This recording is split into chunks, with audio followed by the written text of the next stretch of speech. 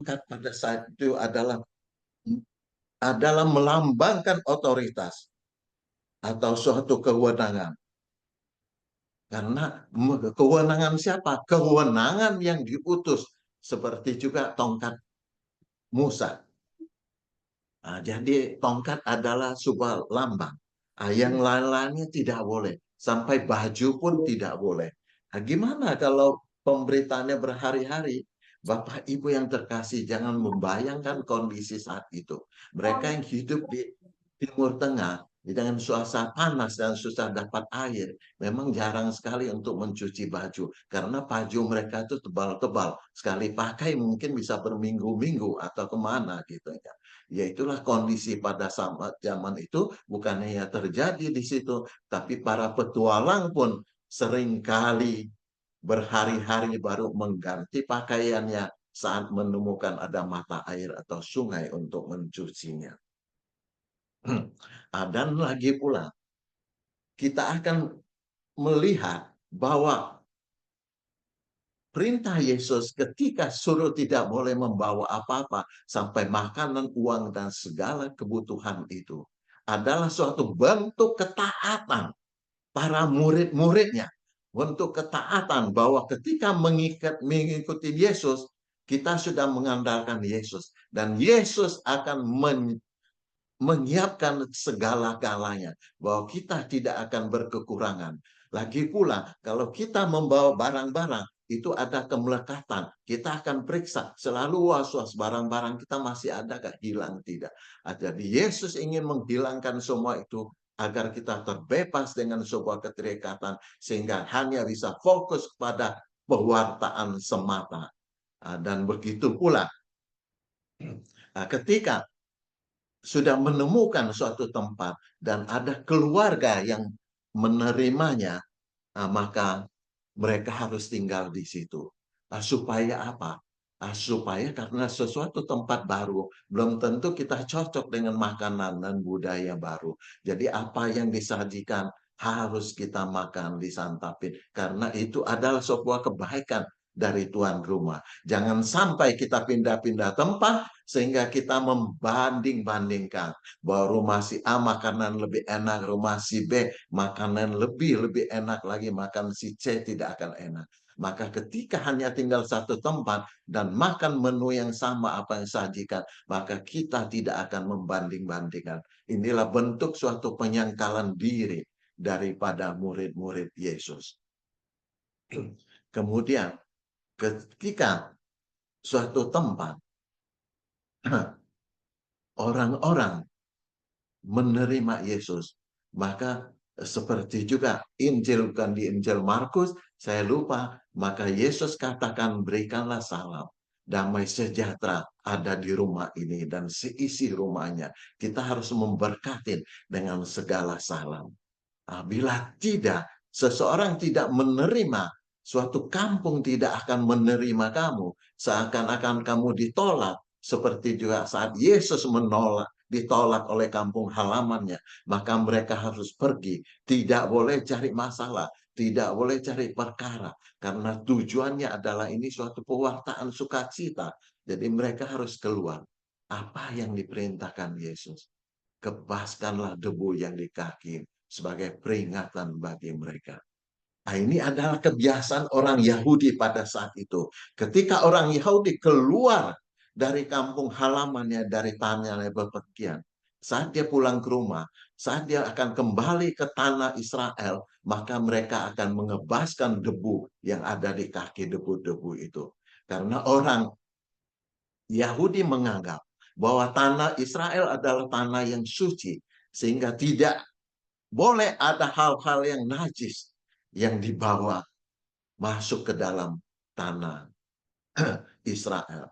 Maka ketika juga pada saat orang tidak menerima pewartaan Injil dan menolak ajakan keselamatan dari Yesus, maka bisa dianggap itu adalah menolak suatu berkat.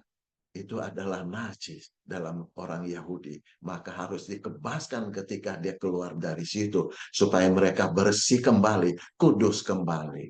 Dan saat mereka pergi, apa yang mereka wartakan? memberitakan orang-orang harus bertobat. Kerajaan surga sudah datang dan keselamatan hanya ada pada Yesus Kristus. Dan di ayat terakhir, mereka mengusir banyak setan dan mengoles banyak orang sakit dengan minyak dan menyembuhkan mereka. Lihatlah Bapak Ibu sekalian yang terkasih. Janganlah takut akan perutusan Tuhan. Janganlah takut akan segala panggilan Tuhan. Setiap panggilan Tuhan yang mengatasnamakan Tuhan, Tuhan memberikan otoritas dan kuasanya sepenuhnya kepada kita. Asal dengan kita iman yang kuat, kita yakin bahwa Yesus menjadi andalan kita. Yesus bersama kita. Kita juga sanggup mengusir setan. Kita juga sanggup menyembuhkan orang dengan doa-doa kita. Bukan kita sanggup menyembuhkan, tapi melalui kita Yesus akan hadir menyembuhkan orang-orang yang kita doakan. Melalui kita berkat-berkat Tuhan akan mengalir. Jadi jangan takut sekali sebagai orang Katolik yang sudah dibaptis, terima Roh Kudus, ada penyertaan Roh Kudus, pastilah segala sesuatu mujizat akan terjadi. Mulai saat ini cobalah kita berani untuk mendoakan saat orang sakit, saat orang apa. Walaupun kita tahu bahwa kita bukan apa-apa, kita bukan siapa-siapa, doa kita tidak manjur, kita tidak. Yang manjur tidaknya bukan kita yang menentukan, tapi Tuhan yang mendengarkan doa kita dengan penuh iman. Dia akan mengabulkan doa kita. Melalui doa kita berkat Tuhan, penyembuhan Tuhan, dan pengusiran sehat, segalanya akan terjadi. Percayalah Bapak dan Ibu, jangan tidak percaya. Karena kita sudah menjadi anak-anak Tuhan. Kita menjadi ahli waris dari kerajaan Allah. Jadi apapun Yesus punya, Yesus akan memberikan kepada kita. Seperti Yesus mengajarkan pada Santa Faustina bahwa kerahimannya tak terbatas. Datanglah kepadaku, ambillah sebanyak-banyak mungkin berkat-berkat kerahiman ini. Karena berkat-berkat kerahiman yang tidak diambil oleh orang lain akan dilampahkan ke kita. Maka kita bisa meraup sebesar-besarnya tanpa batas. Tanpa apa? Masalahnya kita mau nggak dipanggil? Kita mau nggak diutus? Kita mau nggak menerima undangannya? Kita mau nggak taat dan percaya mengandalkan Yesus? Kalau iya, katakan amin. Bahwa hal itu akan terjadi. Kemuliaan pada Bapa dan Putra dan Roh Kudus, seperti pada permulaan, sekarang, selalu, dan sepanjang segala abad. Demikian Bapak Ibu renungan singkat ini. Semoga memberkati. Amin. Amin. Silakan Bu Keti. Terima kasih Pak Asehan untuk sharing firman-Nya pada sore hari ini. Sungguh luar biasa ya. Nah sekarang pertanyaannya nih, mau nggak kita dipanggil? Apakah kita peka pada panggilan Tuhan? Padahal Tuhan sudah begitu baik, Dia rindu untuk anak-anaknya bersatu dengannya. Dia begitu besar belas kasih-Nya terhadap kita. Sebagai pertanyaan reflektif, dengan cara apa aku dapat menunaikan panggilan, menebarkan kebaikan dalam kehidupanku sehari-hari? Terima kasih sekali lagi Pak Asehan. Tadi Pak Asehan sudah men-sharingkan, mengingatkan kita semua bahwa kita ini adalah murid-murid Yesus yang selalu dipanggil dan diutus. Ya kan? Tetapi pertanyaan refleksinya tadi dari Ibu Keti, kita ini merasa terpanggil apa enggak? Ya kan? Yang pertama itu. Kalau kita merasa dipanggil, lalu apa yang sudah kita lakukan untuk menjadi pengikut Kristus itu ngapain aja, ya kan? Saya hanya mau mengingatkan satu hal, bahwa tugas perutusan kita sebagai murid Yesus itu harus mengikuti teladan Yesus Sang Guru, ya toh? Nah, secara gerejawi itu kita diutus, mempunyai perutusan atau tugas perutusan kita adalah sebagai imam, sebagai nabi, dan sebagai raja. Nah, gitu ya. Sekarang Kita mau lihat dari apa yang ditulis di dalam Injil Markus tadi. Ya, bahwa Yesus itu memanggil dan mengutus. Poinnya di situ. Lalu sesudah memanggil dan mengutus, itu Yesus memberi kuasa. Ini yang harus kita juga ingat. Selain diutus, kita juga diberi modal. Kita diberi modal yaitu kuasa atas roh-roh jahat. Jadi kita nggak ada alasan untuk takut. Kamu diutus takut, takut sama siapa? Ya, karena Yesus sudah memberi kuasa kepada kita. Lalu di sini ada pesan tidak boleh membawa apa saja, ya, kecuali tongkat katanya. Roti pun jangan, bekal pun jangan, uang dalam ikat pinggang juga jangan. Apa artinya di sini? Artinya Yesus mau mengatakan, udah kita fokus aja dalam pelayanan kita. Fokus aja dalam perutusan kita. Nggak usah mikirin yang lain-lain. Kita diajak untuk mengandalkan Yesus 100%. Gimana nanti dalam perjalanan kalau saya lapar? Karena nggak boleh bawa roti. Nggak boleh bawa bekal. Bahkan nggak boleh bawa makan. Yesus mau mengatakan, don't worry, be happy. Segala yang kita butuhkan, Yesus akan memenuhinya. Itu intinya. Nah, sekarang dalam perutusan kita diajak untuk selalu mengandalkan Yesus. Jangan mengandalkan pikiran kita, jangan mengandalkan kekuatan kita. Yesus minta 100% mengandalkan Dia. Oke, sekarang kita mau melihat apa yang ditulis di dalam Santa Faustina, buku harian Faustina. Nah, mari, siapa yang mau membacanya? 682. Langsung aja buka mic-nya. BHSF 682. Semakin nyata aku merasa bahwa Allah telah mengubah diriku. Semakin besar keinginanku untuk membenamkan diri dalam keheningan. Kasih akan Allah berarti melaksanakan pekerjaannya di dalam lubuk jiwaku. Aku tahu bahwa perutusan yang dipercayakan Tuhan kepadaku sedang dimulai. Ya, baik. Terima kasih Bu Ana. Ya. Saya membaca dari yang terakhir nih. Aku tahu bahwa perutusan yang dipercayakan Tuhan kepadaku sedang dimulai. Faustina menanggapi panggilan dan perutusan dari Yesus.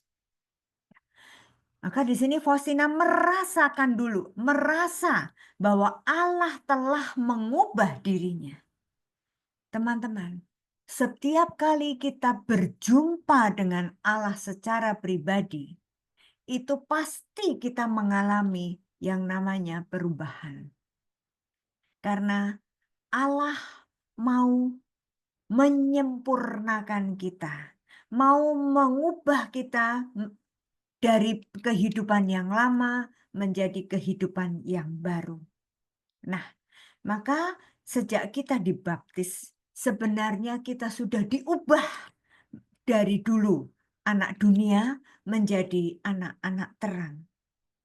Apakah kita sungguh merasa seperti Faustina, merasa bahwa Allah telah mengubah aku? Nah, kalau kita merasakan hidupku bukan aku lagi, tetapi Tuhan yang ada di dalam aku. Ya, karena kita sudah sering bersatu, kita sudah sering berrelasi intim dengan Tuhan, maka semestinya perubahan dalam diri kita juga akan nyata. Gitu. Jadi, di sini tertulis juga, Faustina mengatakan, kasih akan Allah berarti melaksanakan pekerjaannya. Kita ingat waktu Yesus bertanya kepada Simon, Petrus, "Hai Petrus, apakah engkau sungguh mengasihi aku?" 3 kali Yesus tanya pada Petrus. Dan 3 kali juga Petrus menjawab, "Iya Tuhan, aku mengasihimu." Pertanyaan yang ketiga sampai si Petrus kesel. "Apakah engkau sungguh mengasihi?" "Sungguh Tuhan, aku sungguh-sungguh mengasihimu." Lalu apa jawaban Yesus?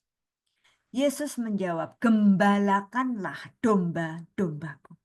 Teman-teman, di sini Faustina menuliskan dengan kalimat yang luar biasa. Kasih akan Allah berarti mau melaksanakan pekerjaannya. Itulah kalau kita menyadari bahwa Allah telah memilih kita, Allah telah mengutus kita untuk melaksanakan pekerjaannya. Kita dipilih, diajak untuk menjadi mitra kerja Allah, supaya kita melanjutkan pekerjaan Yesus di dunia ini. Apa sih pekerjaan Yesus selama dia hidup? Tidak lain, tidak bukan, dan pasti hanya berbuat kebaikan. Berbuat kebaikan kepada siapa? Kepada semua orang yang membutuhkan. Yesus tidak pernah pilih-pilih. Ya, menyembuhkan orang sakit, memberi makan orang, bahkan membangkitkan pemuda dari Nain. Apapun yang Yesus lakukan di dunia ini, mau menunjukkan pekerjaan Bapanya. Yesus sendiri mengasihi Bapanya, maka dia juga melaksanakan pekerjaan Bapanya.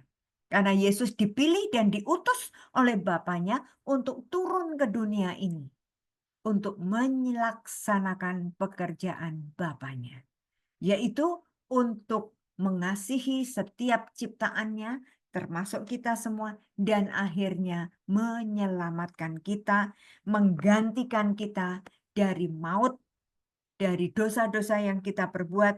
Yesus datang ke dunia untuk membebaskan kita dari maut dan menyelamatkan kita semua. Itu bukti melaksanakan pekerjaan Bapanya. Ya. Nah, sekarang Faustina semakin menyadari bahwa yes, Yesus mengutus aku. Inilah perutusan yang dipercayakan Tuhan kepadaku. Sudah mulai saat ini. Maka teman-teman, tadi Ibu Kety mengajak kita merefleksikan apakah atau dengan apakah kita mau ikut serta dalam mengisi perutusan kita, atau apa yang kita akan lakukan dalam perutusan kita ini. Tidak lain, tidak bukan. Yesus menginginkan kita untuk ikut melaksanakan pekerjaannya, yaitu karya keselamatan. Jadi kita juga diutus untuk mengajak orang supaya selamat, menuju kepada jalan keselamatan. Ya, itu tugas utama kita. Oke, berikutnya silahkan. 1032. Yuk.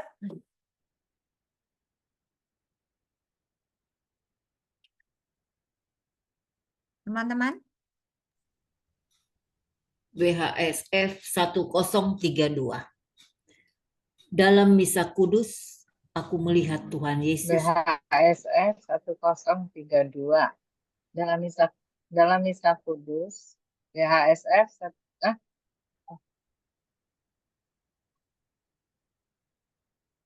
Siapa yang baca ya? Kok jadi double. Ayo silahkan, siapa yang mau baca? Satu orang aja. Lanjut dulu sih.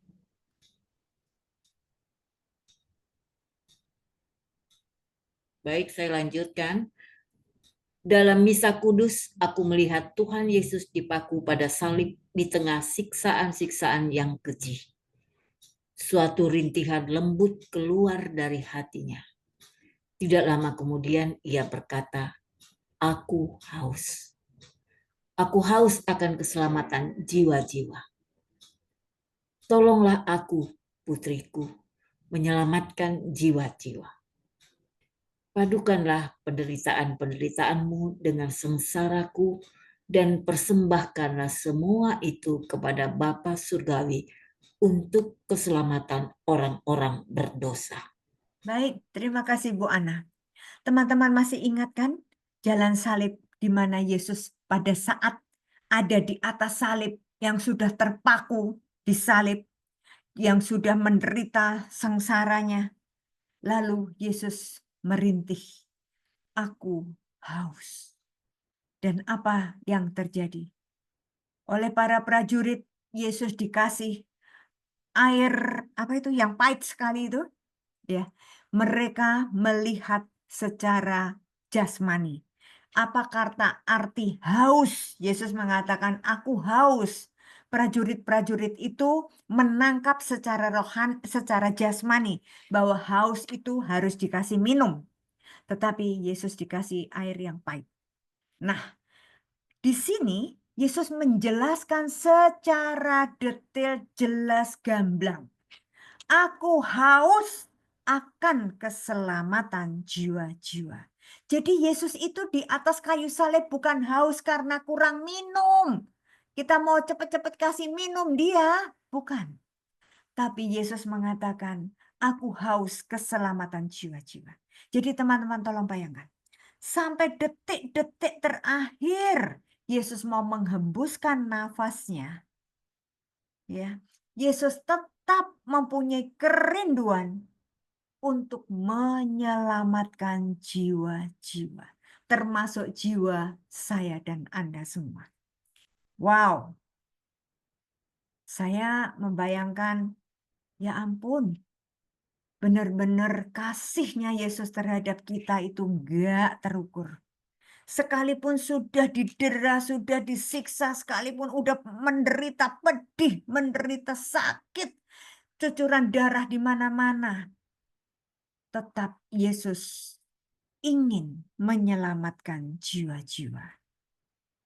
Nah, sebelum Yesus wafat, Yesus minta tolong. Ya, minta tolong kepada bundanya. Bunda, inilah anak-anakmu. Di bawah kayu salib, Bunda Maria dan murid-muridnya. Yesus titip pesan kepada Bunda Maria, tolong bimbing anak-anakmu ini. Kemudian kepada Yohanes, murid yang disayangi, Yesus juga mengatakan, hai anak, inilah ibumu. Pernyataan Yesus menyatukan anak dan ibunya. Bunda Maria menjadi ibu dari seluruh rasul. Menjadi ibu sampai detik ini Bunda Maria menjadi ibu dari murid-muridnya Yesus. Supaya kita semua dimampukan untuk meneladani Bunda Maria, yaitu setia dan taat kepada kehendak Tuhan. Nah, maka Yesus juga mengatakan kepada kita semua, saat ini Yesus bicara kepada kita semua, karena kita adalah murid-murid Yesus. Yesus bilang apa? Tolonglah aku untuk menyelamatkan jiwa-jiwa. Lihat teman-teman, Yesus minta tolong kepada kita. Artinya apa? Bukannya Yesus nggak mampu, tetapi Yesus mau memberikan kuasanya, mau percaya kepada kita. Yesus mau mendelegasikan tugas Bapaknya sebagai juru selamat untuk kita juga ikut ambil bagian menjadi rasul karya penyelamatan Allah. Nah, sampai di sini apakah kita sungguh-sungguh berani mengatakan, iya Tuhan, ini aku, pakailah aku. Atau pura-pura kita menjadi budek dikit, nggak denger yang Yesus katakan. Aku haus akan keselamatan jiwa-jiwa. Kita pura-pura nggak denger aja deh kalau Yesus haus untuk menyelamatkan jiwa-jiwa. Kita pura-pura nggak denger aja deh pada saat Yesus minta tolong. Tolong, tolong, kata Yesus kan. Tolong saya untuk menyelamatkan jiwa-jiwa. Teman-teman, mari renungkan dengan sungguh-sungguh perkataan Yesus ini. biar terus mengiang di telinga kita. Tolonglah aku. Sebut nama kita masing-masing. Tolonglah aku, Varia, untuk menyelamatkan jiwa-jiwa yang ada di sekelilingmu. Tolonglah aku, Kathy, untuk menyelamatkan orang-orang yang ada di sekitarmu. Ya. Tolonglah aku, Vero, untuk menyelamatkan semua orang yang ada di sekeliling dan seterusnya dan seterusnya. Kita semua dipanggil, kita semua diberi kepercayaan, kita semua dipilih dan diutus untuk menyelamatkan jiwa-jiwa. Bagaimana caranya? Bagaimana caranya? Caranya setiap dari kita berbeda-beda. Ada yang diberi karunia untuk mewartakan secara lisan, memberikan pengajaran, ya kan? Ada juga yang nggak usah pakai banyak ngomong, tapi langsung bertindak, memberikan, membagikan belas kasih Tuhan. Begitu melihat dan mendengar ada orang yang menderita, cepat-cepat ditolong. Melihat ada orang yang sengsara, cepat-cepat ditolong dengan cara kita masing-masing. Itulah cara yang Yesus mau supaya kita melakukannya. Karena Yesus mengatakan, kamu nggak usah bingung, nggak usah bagaimana, saya nggak punya uang Tuhan untuk menolong orang miskin. Saya nggak mampu Tuhan untuk membagikan, orang saya aja masih lapar kok, saya aja masih pas-pasan atau bahkan kekurangan. Saya belum bisa menolong orang lain. Tadi Yesus mengatakan apa dalam perutusannya? Jangan membawa bekal, jangan membawa pakaian lebih dari satu, jangan memakai kasut bahkan dipakai, jangan membawa uang. Artinya apa? Semuanya itu Tuhan yang akan atur. Kita nggak usah mengatur Tuhan. Kita nggak usah memikir-mikir, oh, nanti harus begini, nanti harus bisa, saya harus memberikan uang, saya harus menolong orang itu dengan cara bagaimana. Nggak usah. Itu bukan urusan kita. Urusan kita hanyalah, yes Tuhan, pakailah aku untuk menyelamatkan jiwa-jiwa. Dan nanti caranya Tuhan yang akan menuntun. Ya, kata Yesus kan, aku akan memberi kuasa kepadamu untuk mengalahkan roh-roh jahat. Pegang itu baik-baik. Tetapi konsekuensinya, resikonya, akibatnya, ada sebab ada akibat kan. Kalau kita mau sungguh-sungguh mentaati kehendak Tuhan dengan menyelamatkan jiwa-jiwa, seperti Yesus juga lakukan, demi menyelamatkan manusia di dunia ini, dia rela disalib. Ya kan, dipaku kedua tangannya, kepalanya dimahkotai duri, kakinya dipaku, lambungnya ditikam. Semua itu penderitaan dan sengsara yang Yesus alami.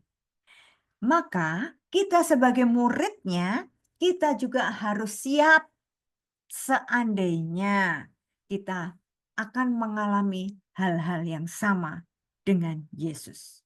Bahkan di sini sangat jelas Yesus mengatakan, padukanlah, artinya satukanlah penderitaanmu dengan sengsaraku dan persembahkanlah semua itu kepada Bapa Surgawi untuk keselamatan orang-orang berdosa. Teman-teman, jangan takut. Yesus memberi nasihat kepada kita di dalam Alkitab.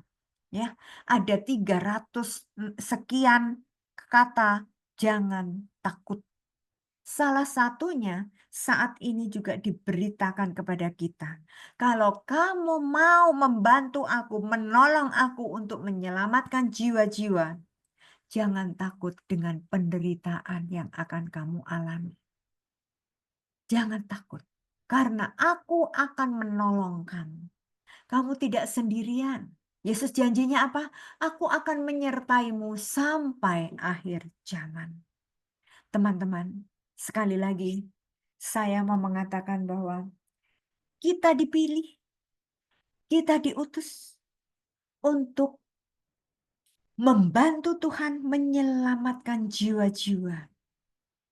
Tetapi kita juga harus siap bahwa kita juga punya resiko.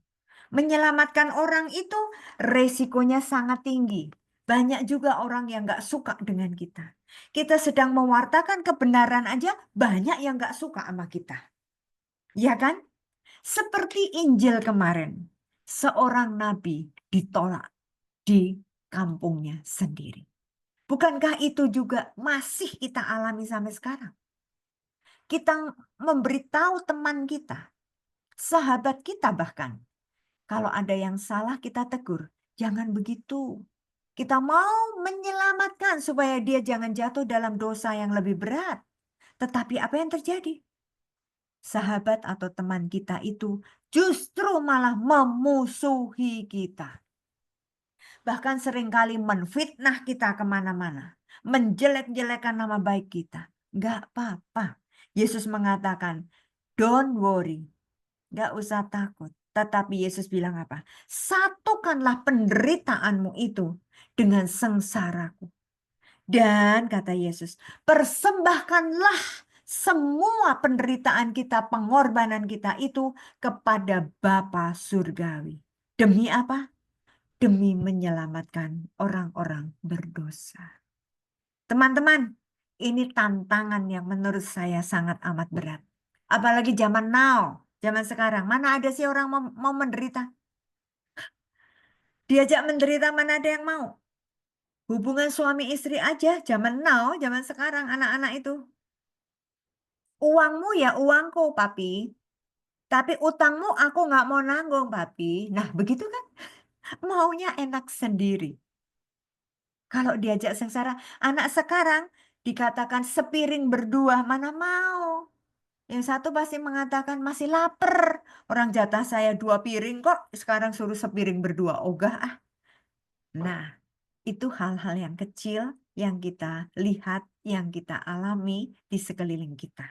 Maka teman-teman, melalui bacaan Injil hari ini, Yesus juga mengingatkan kepada kita untuk pergi, untuk diutus ke tengah-tengah serigala.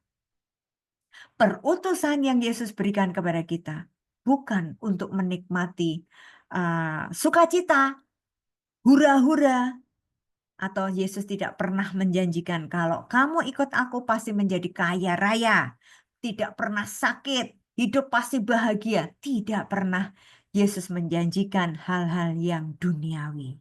Tetapi yang Yesus janjikan dan kitab membutuhkan itu adalah menikmati hidup abadi di surga. Gitu ya.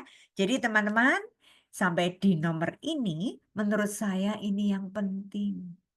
Kita harus selalu ingat, tolonglah aku untuk menyelamatkan jiwa-jiwa. Tolong itu terus-menerus kita ungkapkan, kita ingat, kita membayangkan Yesus sendiri yang minta tolong kepada kita. Lalu bagaimana tanggapan kita? Tadi Pak Asehan mengatakan kita dipanggil, diutus, tapi bagaimana kita menanggapinya? Kita mau apa enggak? Kuncinya hanya mau apa enggak? Gitu. Itu tergantung dari kita masing-masing. Oke. Baik, teman-teman, kita lanjutkan nomor berikutnya. Ini juga sangat menarik. Lah. Kok macet? Ya. Oke, yuk. Siapa tadi yang mau membaca nggak jadi ya? Aku ya, Pak. Yuk, silakan Bu Vero. 1645. BASF 1645. 25 Maret 1938, hari ini aku melihat penderitaan Tuhan Yesus. Ia bersandar padaku dan berbisik lembut. Putriku, tolonglah aku menyelamatkan orang-orang berdosa. Tiba-tiba keinginan membara untuk menyelamatkan jiwa-jiwa itu menyusup ke dalam jiwaku. Ketika aku menyadari perasaan-perasaanku, aku tahu persis bagaimana aku harus menolong jiwa-jiwa itu dan aku mempersiapkan diriku untuk menanggung penderitaan yang lebih berat. Baik, terima kasih Bu Hero. Sama-sama. Lagi-lagi teman-teman, lihat di sini. Faustina melihat Yesus yang sedang menderita. Tadi juga Faustina melihat Yesus yang sedang disalib. Penderitaan Yesus itu selalu muncul, ya. Penderitaan Yesus muncul berbarengan dengan rasa hausnya Yesus untuk menyelamatkan orang-orang berdosa. Jadi untuk menyelamatkan orang-orang berdosa, itu bayarannya atau yang harus Yesus lakukan adalah melalui penderitaan. Dan tadi saya sudah menjelaskan, sangat jelas Yesus mengatakan, satukanlah penderitaanmu dengan penderitaan dan sengsaraku di salib. Ini lagi-lagi dengan nomor yang berbeda. Yesus memberikan seruannya yang sama kepada kita semua, para murid-muridnya.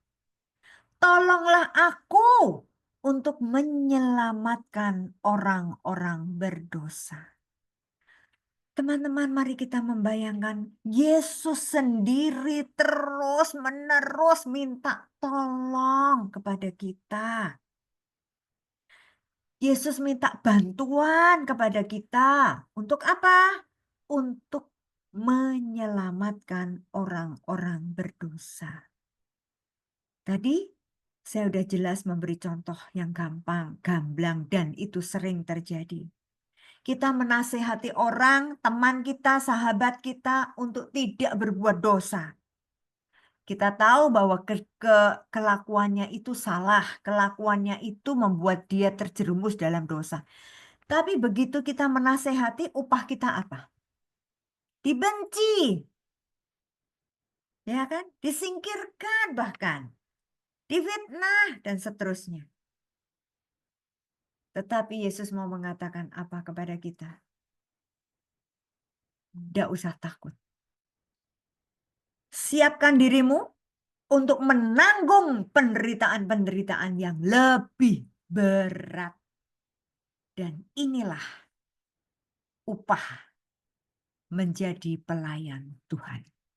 Menurut saya, pengalaman saya secara pribadi, upah melayani Yesus di dunia ini saat ini, apapun wujudnya, apapun bentuknya, kita harus siap menanggung penderitaan. Baik itu dikucilkan orang, dinyinyirin orang, ya. Semakin kita membela Tuhan, semakin banyak musuh-musuh yang senantiasa mau mencobai kita. Tetapi Yesus janji jangan takut. Justru Yesus mengatakan, satukanlah, padukanlah penderitaanmu itu dengan penderitaanku. Dan Yesus mengatakan apa? Persembahkanlah semua itu kepada Bapa Surgawi. Seperti yang dilakukan Yesus. Di saat Yesus menderita di kayu salib, sejak dia ditangkap, ya, didera, disalib, sampai ditombak, Yesus mengatakan apa kepada Bapaknya? Ya Bapakku, persembahkan nyawaku ke dalam tanganmu. Teman-teman, mari kita menyadari bahwa kita diutus, kita dipilih untuk menyelamatkan jiwa-jiwa yang berdosa, yang Tuhan percayakan kepada kita. Seperti tadi saya mengatakan, Petrus, murid yang sangat dikasihi, itu pun ditantang oleh Yesus. Hai Petrus, apakah engkau sungguh mengasihi aku? 3 kali. Dan Yesus sangat jelas mengatakan, kalau kamu mengasihi aku, gembalakanlah domba-dombaku. Teman-teman, ini juga tugas perutusan kita.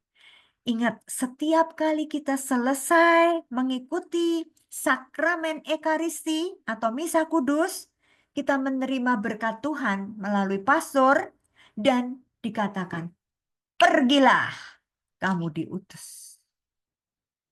Hati-hati, kita sudah menjawab, amin. Artinya apa?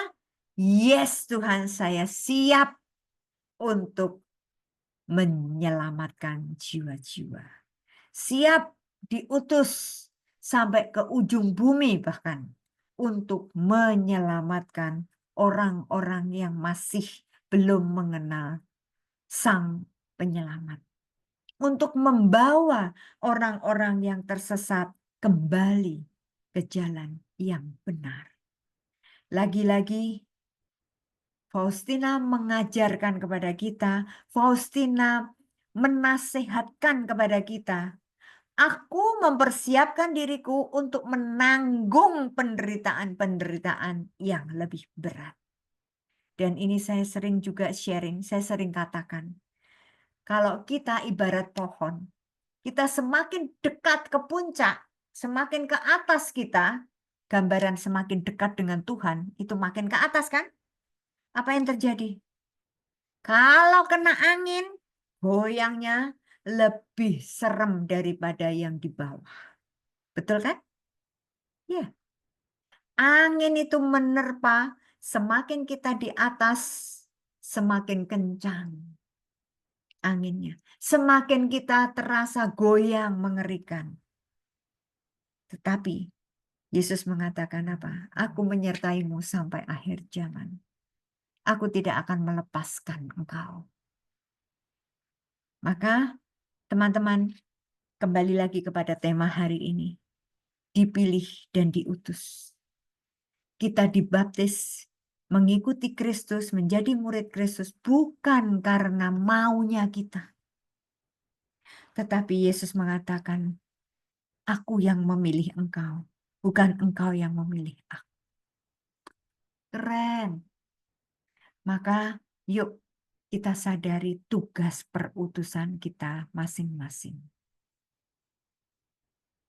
Tugas utamanya semua sama. Anda dan saya sama. Untuk menolong Tuhan menyelamatkan orang-orang berdosa. Karena Yesus sendiri yang mengatakan, tolonglah aku untuk menyelamatkan orang-orang berdosa. Tetapi caranya bagaimana?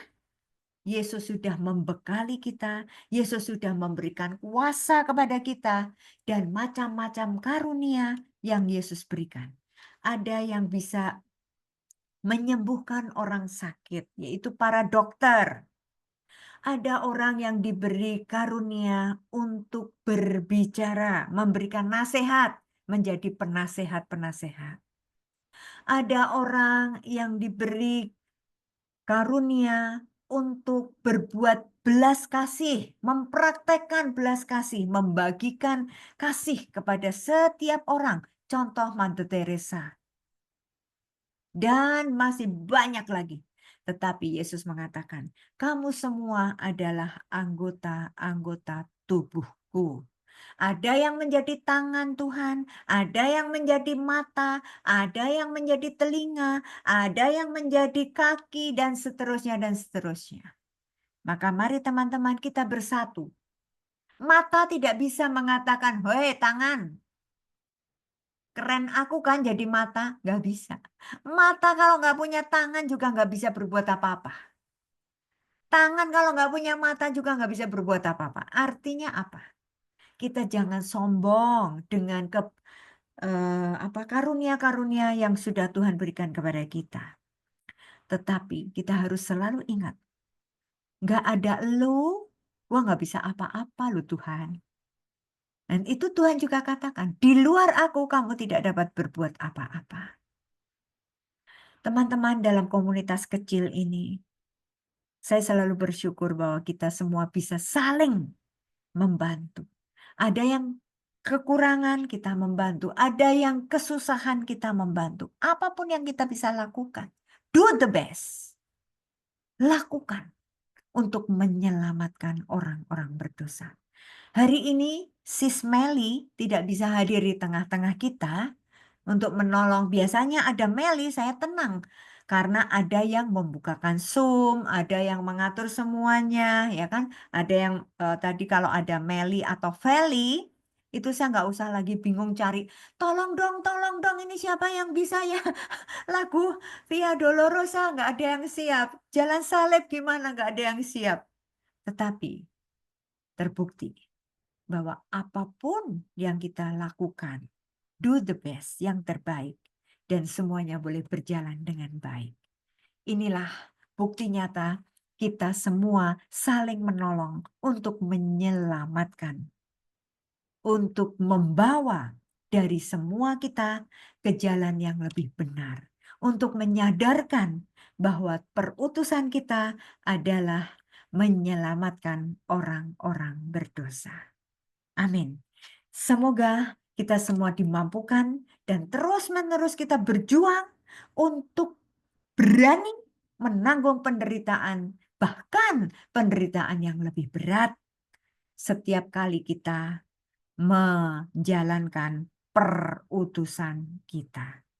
Teman-teman, hari ini saya akan menutup hanya sampai di 4:30 karena saya akan mewakili teman-teman yang hari ini nggak bisa ikut hadir ke rumah duka di mana adiknya Meli meninggal.